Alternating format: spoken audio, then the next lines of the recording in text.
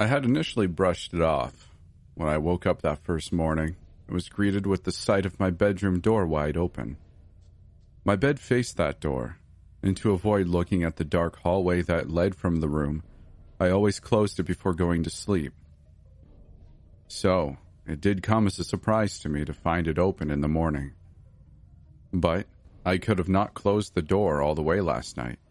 Then the draft from the AC managed to nudge it, and then the hinge caused the door to swing all the way open. It was reasonable. So I went about my day per usual. Soon again it was nighttime, only this time I made sure to close my bedroom door, until I heard the slight click of the lock sliding into place. Morning came once again, and as any other day besides yesterday, I woke to my closed bedroom door. I got up, dressed for work, and headed into my living room. The door to my pantry was open. Not cracked open, or half open, but so completely wide open that the door was resting as far as it could go on the connected wall. And last night, I had gone out to eat with some friends, so I know that I wasn't hungry in the evening and wouldn't have gone into the pantry. But maybe I left it open that morning when I left for work. I had gone in there yesterday morning and was a bit rushed, so I could have left it open. It was reasonable. Still, I forced myself to go about my day unfazed. The next morning, the door to my guest bedroom was wide open. I never went in there, since I barely ever had guests, and only about once every few months did I go in there to clean. However, I happened to stop by that room the other day to grab some extra sheets, since I rarely go down that hallway, never mind look down it every day. I could have left it open when I grabbed the sheets and didn't realize that I didn't close the door all the way. It was reasonable. The next day passed by in a paranoid blur. I kept checking over my shoulder, never quite focusing on what I was doing at work. Sleep didn't seem like it would come easy, so I downed a few melatonins and was out. Early next morning, I shut off my alarm and sulked about getting ready. I was still a little drowsy from the pills, but nonetheless headed out of the bedroom without delay. I was met with a slight breeze as I went further into my house. I rubbed my arms as the house seemed to grow colder and colder as I made it to the living room. My feet froze as I took sight of my front door completely open. Now, I knew that I definitely did not leave the front door to my house unlocked and wide open. The only logical conclusion was that someone must have broken in, stolen some valuables I had. I phoned 911, texted my boss that I would be late, and waited for the cops to arrive. They came shortly thereafter and immediately set to work. They investigated everything in my house from my front door to my bedroom. I sat on my living room sofa the entire time, and once they had finished, they came to join me in the conjoined love seats across. Now, the memory of that conversation is slightly fuzzy, but it went as follows almost exactly. "Miss," one of the officers began, "did you notice any valuables of yours missing? Any jewelry or maybe some money?" I had shaken my head, saying, "No, I don't keep that much cash in the house, and the only expensive jewelry I have is my wedding ring. Last night I had fallen asleep with it on, since most days I couldn't bear to take it off. Even though Philip and I were divorced, it remained on my finger, even now as I type this out." "There doesn't seem to be any forced entry," the other officer began, clasping his hands in front of him. "Heck, I'd even go on to say that whoever opened that front door had a key. Are you sure you closed it last night?" "Yes." I sat up straight in my seat, annoyed that these officers would accuse me of such. "You think that I wouldn't make sure my own front door was closed before going to sleep?" One of the officers held a hand up, gesturing for me to take it easy. "Ma'am, we're just saying, there is not a single sign of a robbery. Nothing is missing or indicates a break-in." He put the hand down. "Does anyone else have keys to your house?" "No one, just me. I bought this place after my divorce." "Do you keep a key under the mat outside, or any hidden key that remains outside the house that someone could have found?" "No, I'm far too paranoid to do that." Both of the officers stood up, signaling that it was time for them to leave. They told me to retrace my steps of last night and to rethink about when I think I closed my front door. Then one of them gave me their card, telling me that I can call them personally if anything else happens, since they were already familiar with my case.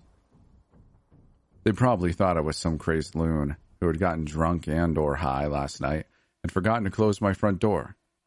But I mean, what other explanation is there? Is there even one? I just can't believe that I slept through the night, unaware that my house was wide open for anyone to walk into.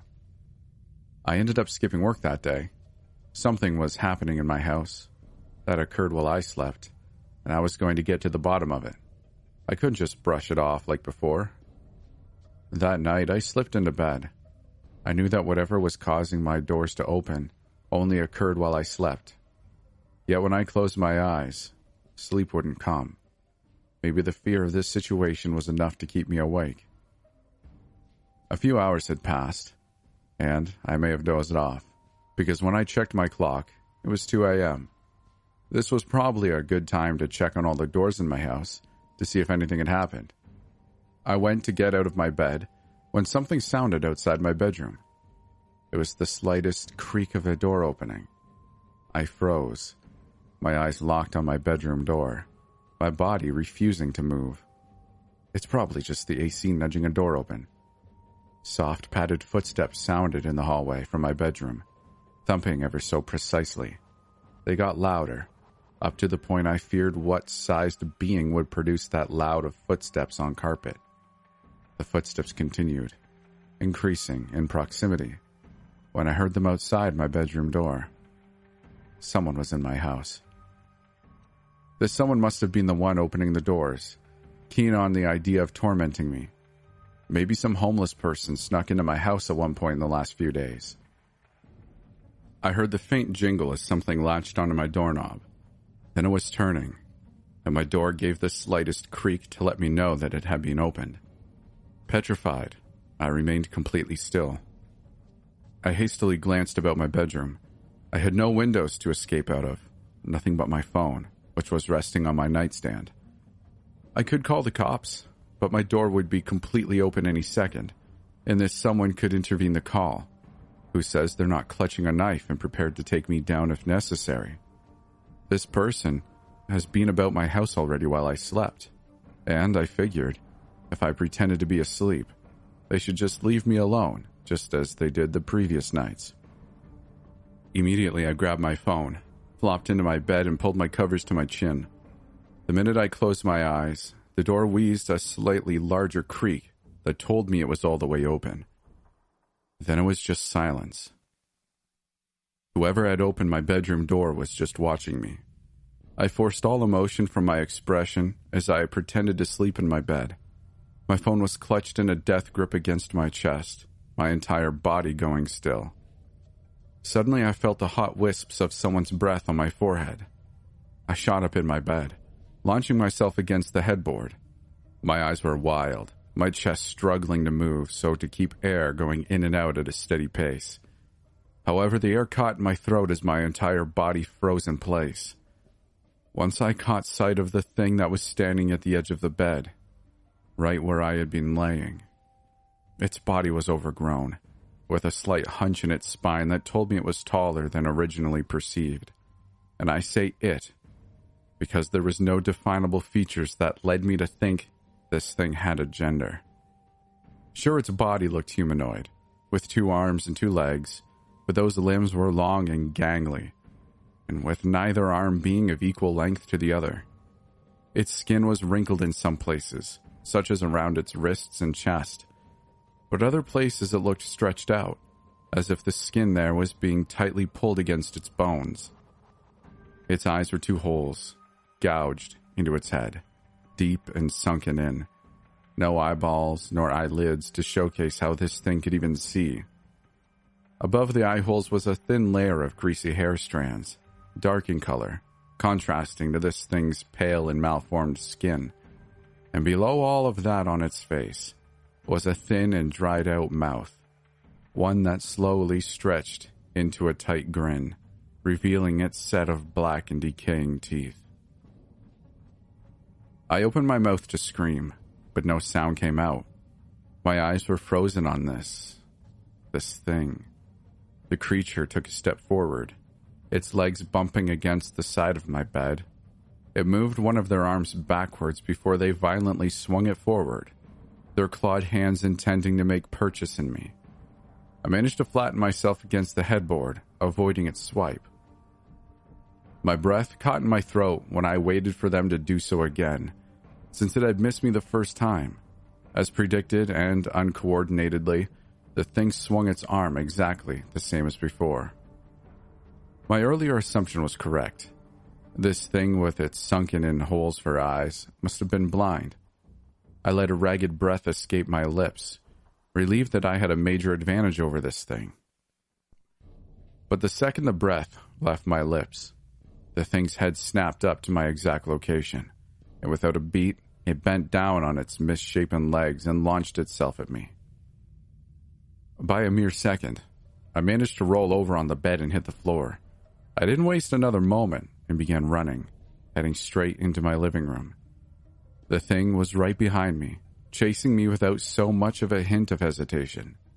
It barreled through everything in my house, knocking over my coffee table and a lamp in its desperation to catch me. I sprinted to my front door, which, of course, was closed now. I snatched my car keys from the hook nearby and heaved the door open.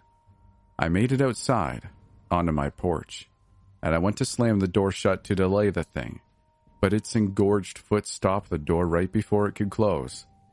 2 clawed hands appeared on the side of the door, clutching the metal frame. Desperately, I still attempted to close the door, when I felt the true strength of this thing as it began pushing the door back open. It was way stronger than me, easily opening the door back up despite my opposing force.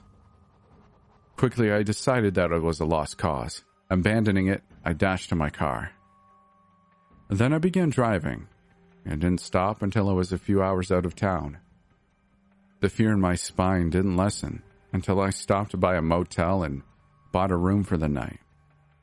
Even now, as I sit in this motel, typing away into this website, I pray that someone here knows what to do. I've concluded that the thing must have been living in my house all that time. Maybe in my guest room, maybe in my backyard, or maybe even squeezing itself under my bed while I slept. But it must have been looking for me, and each door it left open was its attempt to locate me. The only reason it never found me until now was due to its blindness. It had to be. Otherwise, I would be dead now the first night it was in my bedroom. I don't know if that thing is following me, or if it can. I don't know what to do when I manage to go to sleep. If I'll wake to it standing before me, my motel door wide open, I don't know. And that is what scares me the most.